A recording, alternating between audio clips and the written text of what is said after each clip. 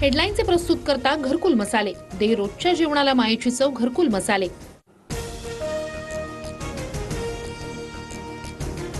3 फरार आरोपींचा मर्डर होऊन बॉड्या सापडल्याचा दमानियांना फोन। कर्नाटकच्या बॉर्डरवर मर्डर झाल्याचा फोनवरील व्यक्तीने सांगितल्याचा दमानियांचा खळबळजनक दावा। 3 डेड बॉडी सापडली, पण काही खात्रीलायक माहिती नाही। अजून आपण ओपन नाही करायचं।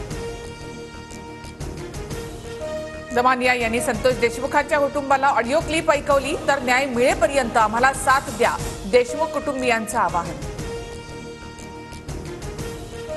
आमच्याकडे मर्डर झाल्याची अधिकृत माहिती नाही, दमानियांच्या दाव्यावर बीडचे पोलीस अधीक्षक नवनीत कौवत यांची प्रतिक्रिया। संतोष देशमुख हत्या प्रकरणी बीडमध्ये मूक मोर्चा, सर्वपक्षीय नेत्यांसह हजारोंच्या संख्येने लोक रस्त्यावर, जिल्हाधिकारी कार्यालयावर धडकणार मोर्चा।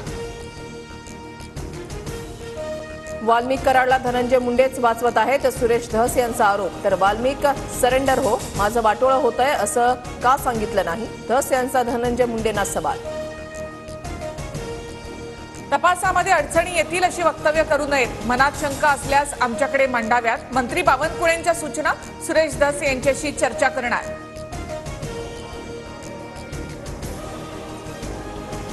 प्राजक्ता माळी सुरेश धस यांच्या विरोधात तक्रार करणार, सूत्रांची माहिती। परळीमध्ये धनंजय मुंडेंकडून इव्हेंट मॅनेजमेंट होत असल्याचं धस यांचं वक्तव्य। प्राजक्ता माळीच्याही नावाचा उल्लेख, आज पत्रकार परिषद घेणार। मी प्राजक्ता ताई असा उल्लेख केला, प्राजक्ता माळींनी माझं वक्तव्य नीट ऐकावं, मी कुणाचा अपमान केला नाही, सुरेश धस यांची प्रतिक्रिया। बीडमधली जनता न्यायासाठी रस्त्यावर उतरतेय, सरकार आरोपींना वाचवत असल्याची लोकांमध्ये भावना, राऊतांची प्रतिक्रिया। संतोष देशमुखांच्या कुटुंबाला न्याय देण्यासाठी राज्यभरामध्ये मोर्चा काढणार, जरांगे आक्रमक, जिल्ह्यामध्ये मोर्चासाठी तयारीला लागा असंही आवाहन।